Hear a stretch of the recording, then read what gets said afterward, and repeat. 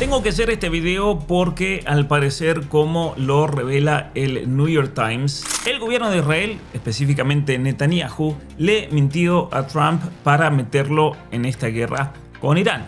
Y hay una cosa muy importante que tenemos que aclarar. Algunos dirán, pero Pablo, no le podemos creer al New York Times.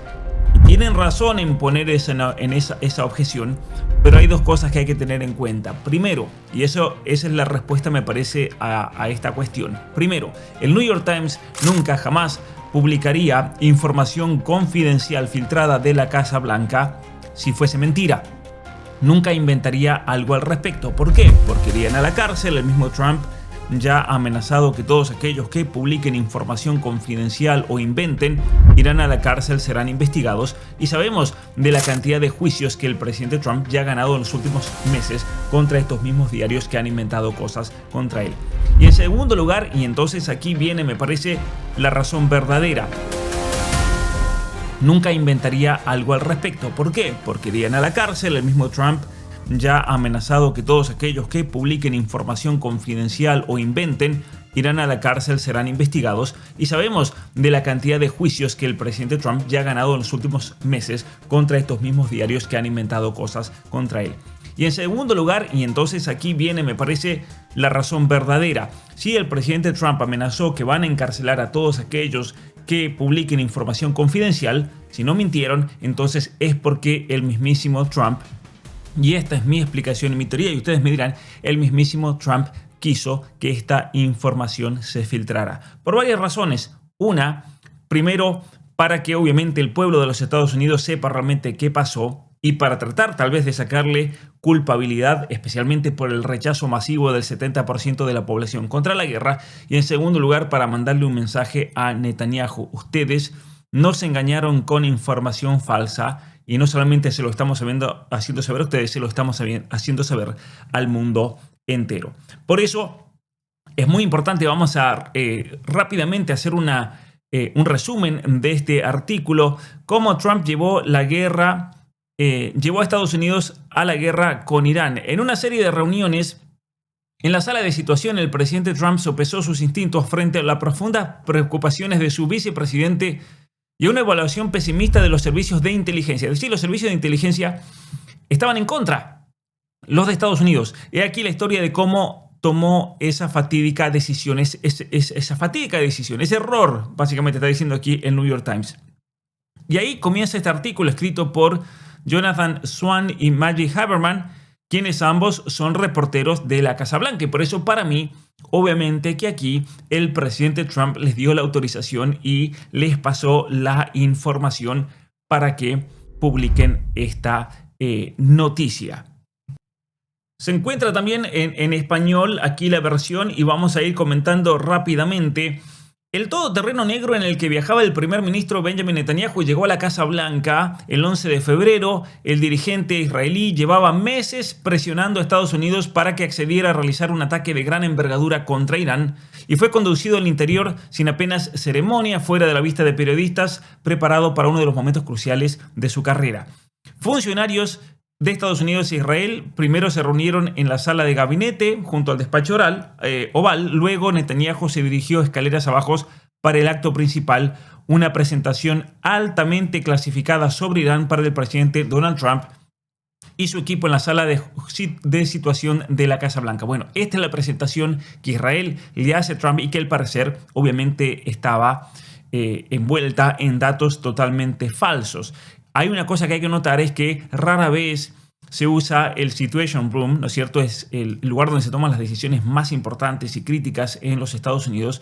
Rara vez se utiliza para reuniones con presidentes extranjeros. Trump se sentó, pero esto es interesante, no en su posición habitual a la cabeza de la mesa de conferencias de la caoba de la sala.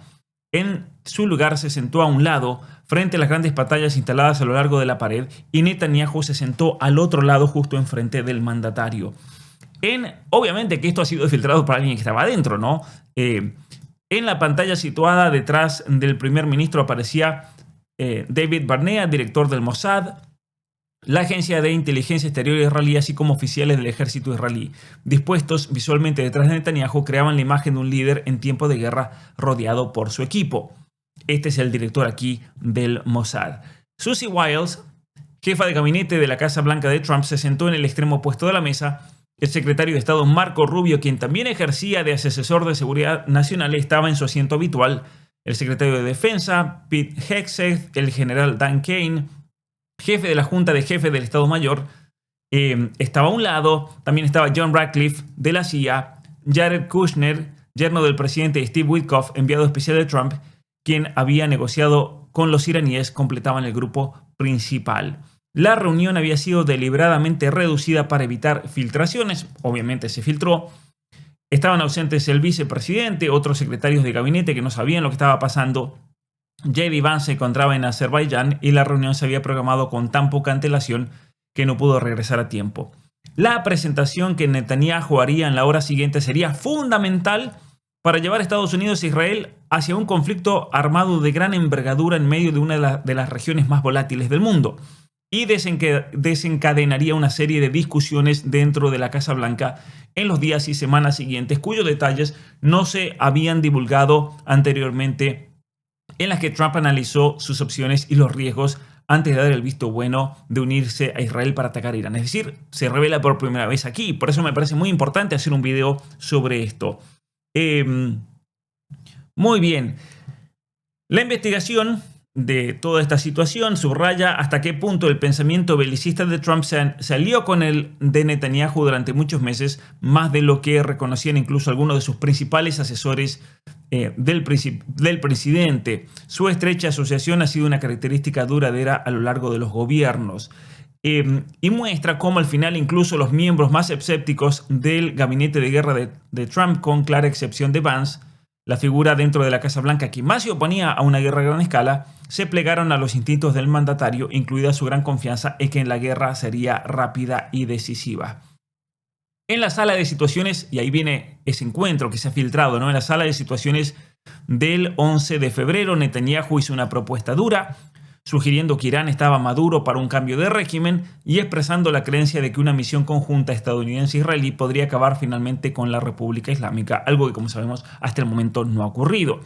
En un momento dado, los israelíes reprodujeron para Trump un breve video que incluía un montaje de posibles nuevos dirigentes que podrían hacerse cargo del país si cayera el gobierno de línea dura, es decir, un cambio de régimen. Entre ellos figuraba Reza Pahlavi, el hijo exiliado del último Shah de Irán, ahora un disidente radicado en Washington, que había intentado posicionarse como un líder laico que podría guiar a Irán hacia un gobierno post-teocrático. Netanyahu y su equipo esbozaron unas condiciones que, según ellos, apuntaban a una victoria casi segura. El programa de misiles balísticos de Irán podría ser destruido en pocas semanas. El régimen quedaría tan debilitado, esto viene lo importante, miren, quedaría tan debilitado que no podría asfixiar el estrecho de Hormuz, algo que obviamente no ocurrió, y probablemente de que Irán asestara golpes contra intereses de Estados Unidos en países vecinos se consideró mínima. Y aquí viene lo principal, me parece a mí, que por eso Trump ahora se siente engañado. Le mintieron con la información que me dieron, me dijeron que no iban a cerrar el estrecho de Hormuz y que no iban a golpear a países vecinos, y todo eso se cumplió, como ustedes y yo bien lo sabemos. Además, la inteligencia del Mossad indicaba que volverían a empezar las protestas callejeras dentro de Irán, algo que nunca pasó. Esperaban que atacamos el sábado 28 y va a levantarse el pueblo, y eso nunca ocurrió. El pueblo se unió, curiosamente, con Irán. Y con el ímpetu de las agencias de espionaje israelí ayudando a fomentar disturbios y rebeliones. Es decir, que el Mossad estuvo metido dentro de los disturbios y rebeliones de enero. Es decir, fue un golpe de una primavera, como se le llama, una revolución de estas de colores, hecha por Israel, por el Mossad. Una intensa campaña de bombardeos podría fomentar las condiciones para que la oposición iraní derrocara al régimen.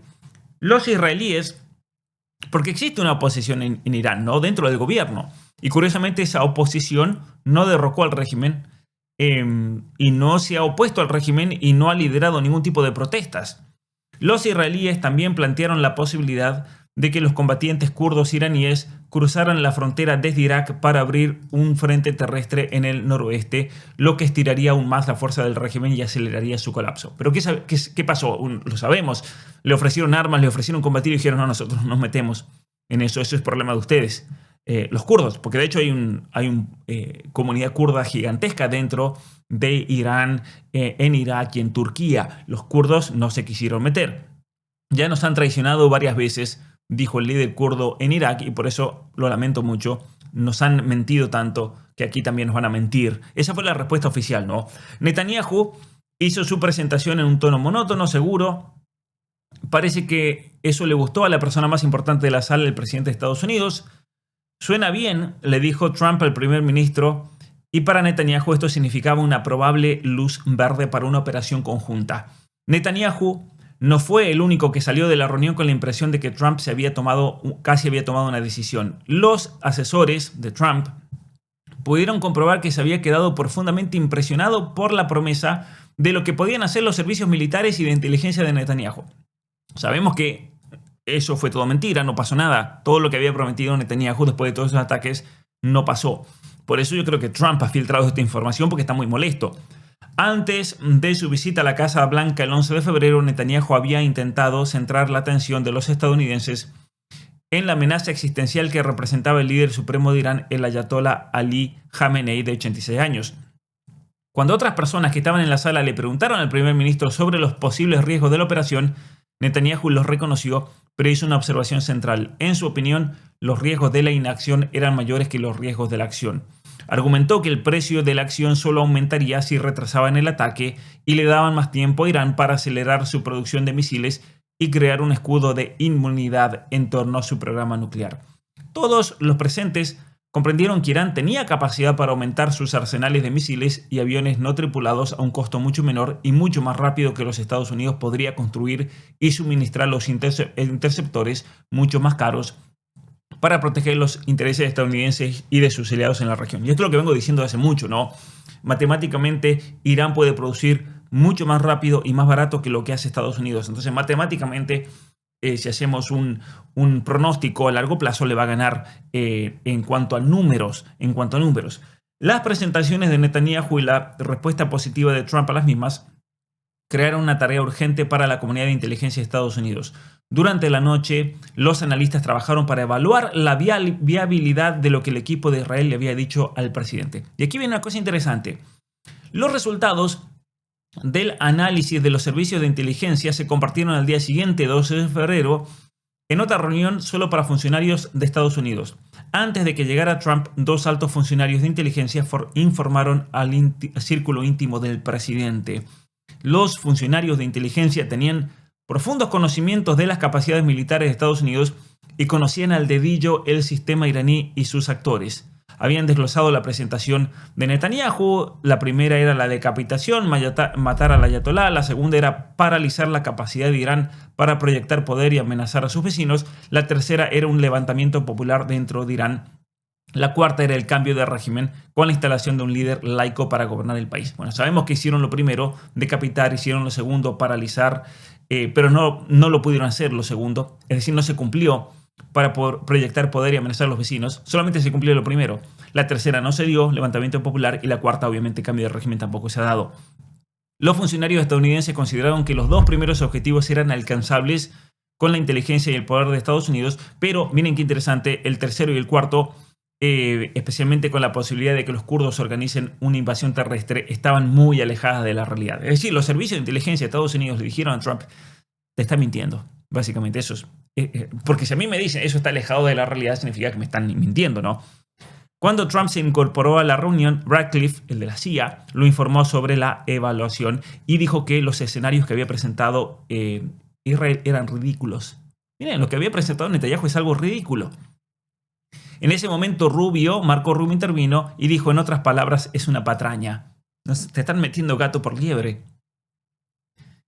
Ratcliffe añadió que dada la imprevisibilidad de los acontecimientos, podría producirse un cambio de régimen, pero no debería considerarse como un objetivo alcanzable. Sí, capaz que se da, pero no debe ser un objetivo porque no es realista. Miren qué interesante, y esto explica por qué entonces yo siempre en este canal le he venido diciendo que no han habido objetivos claros después de ese ataque. Ningún objetivo claro. Ninguno. ¿Pero por qué? Porque hasta la misma CIA había dicho, es impracticable eso. Es impracticable. Otros intervinieron, entre ellos Vance, al otro día, ¿no? Recién llegado de Azerbaiyán, no estuvo en la primera reunión con Netanyahu, sino el 12, quien también expresó un fuerte escepticismo ante la perspectiva de un cambio de régimen. El presidente le preguntó al general Kane qué opina y dijo: señor, según mi experiencia, este es el procedimiento operativo habitual de los israelíes. Exageran y sus planes no siempre están bien desarrollados, saben que nos necesitan y por eso exageran. Si están exagerando, mintiendo, inventando. Trump analizó rápidamente la valoración. El cambio de régimen, dijo, sería problema de ellos. No estaba claro si se refería a los israelíes o al pueblo iraní, pero lo esencial era que su decisión sobre si ir a la guerra contra Irán no dependería de si las partes 3 y 4 de la presentación de Netanyahu eran realizables. Es decir, Trump quería cumplir la primera y la segunda parte, matar al ayatolá y a los principales dirigentes de Irán y desmantelar al ejército iraní. El problema es que la segunda no se cumplió, ¿no? Cerraron el estrecho de Hormuz, bombardearon todo lo que pudieron, incluidas las bases de Estados Unidos, con cientos de heridos y decenas de muertos de parte de Estados Unidos. Algo lamentable realmente, y la destrucción que realizaron en todos los países de la región donde Estados Unidos tiene bases. El general Kane había impresionado al presidente años antes al decirle que el Estado Islámico podía ser derrotado mucho más rápidamente, ¿no es cierto? Se convirtió en el máximo asesor de Trump, pero básicamente Kane compartió con Trump y con otros la alarmante valoración militar de que una gran campaña contra Irán agotaría drásticamente las reservas del armamento de los Estados Unidos. Miren esto. Alguien el otro día me discutía, me decía, es imposible que Estados Unidos agote sus reservas. Lo dijo Kane en esta reunión con Trump. Vamos a agotar las reservas, nos vamos a quedar sin misiles, incluidos los interceptores de misiles cuyos suministros se había agotado tras años de apoyo a Ucrania e Israel. Qué interesante, miren esto. Uno sin saber de todo esto, ahora que se ha filtrado, que el mismo Trump seguramente lo ha filtrado a la prensa, esto reivindica todo lo que hemos venido diciendo en este canal. Reivindica al 100%. También señaló la enorme dificultad de asegurar el estrecho de Hormuz y los riesgos de que Irán lo bloqueara. Miren que yo en enero ya había dicho, hay un riesgo gigantesco de que Irán bloquee el estrecho de Hormuz y que con sus misiles balísticos ataquen a todos los países y todas las bases de la región. Tal cual, todo lo que había dicho en el video de enero, en este canal. Trump había descartado esa posibilidad suponiendo que el régimen capitularía, pero no capituló. Que era lo que yo había dicho también, el régimen se va a caer y va a tirarse a todos con ellos, si tiene que hacerlo. Si es que va a caer. Si vamos a desaparecer, así piensan, ¿no? Si vamos a desaparecer, desaparecen todos con nosotros. Es como que si me tiras a la piscina, te vas a caer conmigo también, ¿no? Como jugábamos cuando éramos niños. El que me quiera tirar a mí, se va a caer él también. Así que piénsenlo 2 veces antes de tirarme a la piscina. El mandatario parecía pensar que sería una guerra muy rápida, ¿no? El papel de Kane captó una tensión clásica entre el Consejo Militar y la toma de decisiones presidenciales, ¿no? Básicamente el presidente Trump parecía escuchar solamente lo que quería. Bueno, obviamente está muy desilusionado. Luego hablan aquí de las interacciones y los desacuerdos que hubieron entre el general Kane y el presidente Trump. En ningún momento de las deliberaciones, Kane le dijo directamente que la guerra contra Irán era una idea terrible. Aunque los colegas creían que eso era lo que pensaba. Es una idea terrible. Yo lo digo también ahora, es una idea terrible ir contra una guerra porque la devastación va a ser terrible.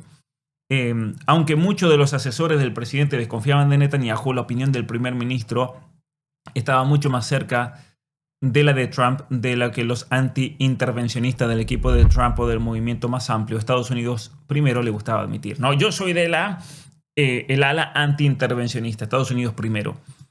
Ustedes lo saben bien, lo he dicho siempre y no he cambiado esa posición. Por más que todas las críticas que se puedan hacer al régimen iraní, problema de los iraníes, lo lamento mucho, yo no soy policía del mundo para ir a andar cambiando regímenes y que vayan a morir cientos de miles de soldados de Estados Unidos. De los retos de política exterior que Trump se había enfrentado, Irán destacaba por encima de los demás, ¿no es cierto? El planteamiento de Netanyahu había encajado con el deseo de Trump de desmantelar la teocracia iraní que había tomado el poder en el 79 cuando Trump tenía 32 años.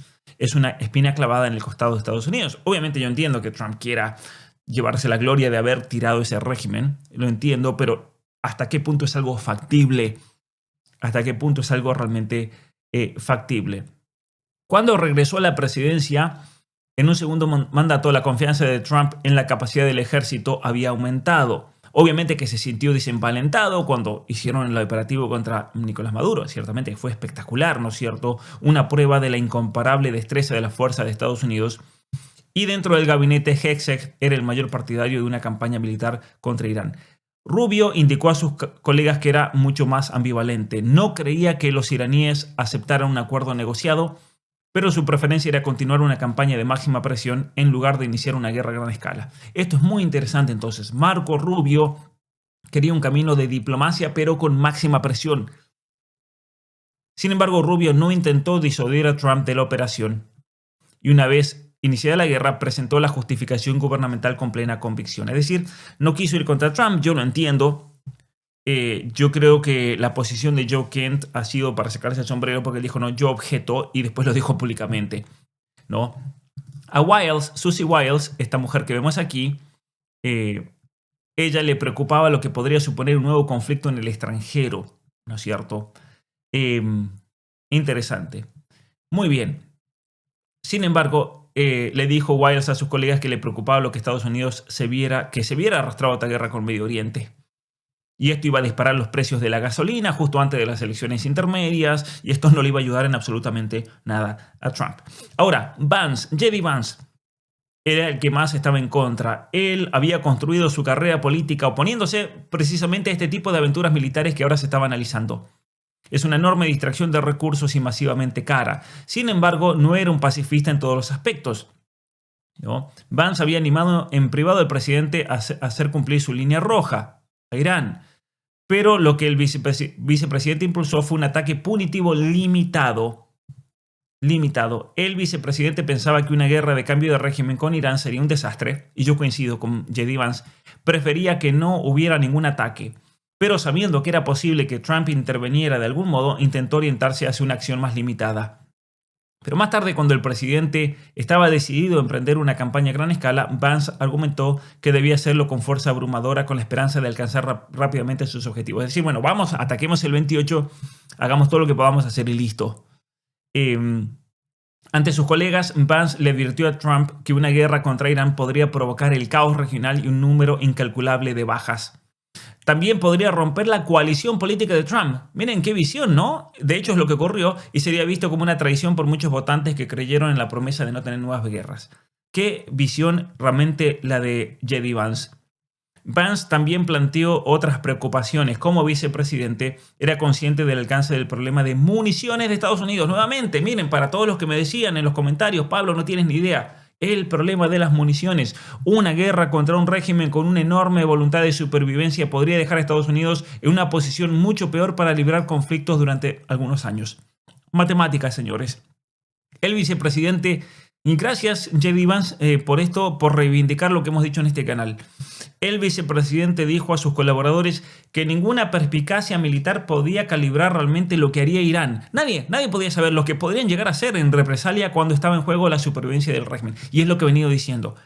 Mire, este régimen es peligroso porque si lo quieres tirar... Hay gente que dice, sí, hay que tirarlo porque es peligroso. Ay, pero el problema es que viene ahí después, ¿no? Una guerra podría tomar fácilmente direcciones imprevisibles. Y es tan imprevisible que por eso el gobierno no tenía objetivos concretos. Irán tenía ventaja en lo que se refería al estrecho de Hormuz. Si esa estrecha vía fluvial que transportaba grandes cantidades de petróleo y gas natural quedaba bloqueada, las consecuencias internas de Estados Unidos serían graves, empezando por los aumentos de precio de gasolina. Y ahí sale Tucker Carlson, también había acudido al despacho para advertirle a Trump que una guerra con Irán destruiría su presidencia. Sé que estás preocupado, pero todo va a salir bien, le decía el presidente a Tucker Carlson. Y le dijo, pero ¿cómo sabes que va a salir bien? Porque siempre es así, respondió Trump. Muy bien.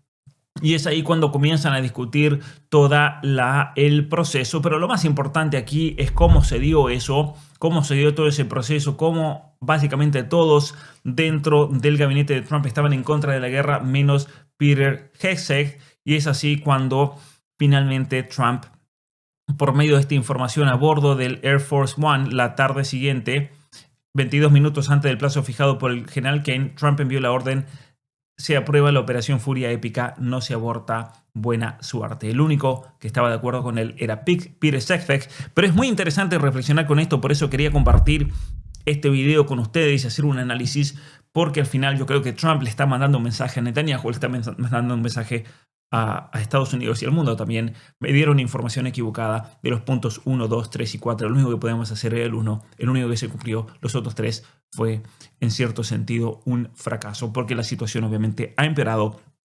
Ahora viene esta tregua supuesta, vamos a ver cuánto dura, pero ciertamente que en mi opinión personal Estados Unidos se ha metido en un problema muy grande. Han abierto una caja de Pandora y esperemos que en estos encuentros para tratar de lograr un acuerdo se pueda cerrar. Se pueda cerrar porque cuando abres una caja de Pandora es tan impredecible que no sabes cuáles serán los problemas que vaya a traer. Así que nuevamente, queridos amigos, gracias a todos, gracias por seguir este contenido, gracias por seguir mi trabajo. Y nuevamente algunos me preguntan, pero Pablo, ¿cómo aprendes? ¿Cómo estudias esas cosas? Bueno, leyendo muchísimo de geopolítica y ese conocimiento lo comparto también aquí en la academia, especialmente en los cursos de geopolítica. Así que los invito a todos aquellos que quieran formarse al respecto, pueden hacerlo aquí.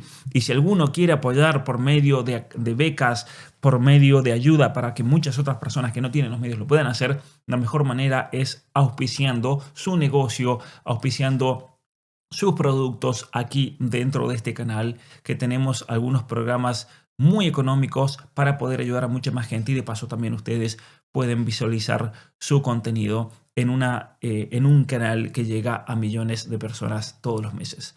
Muchas gracias y nos vemos la próxima.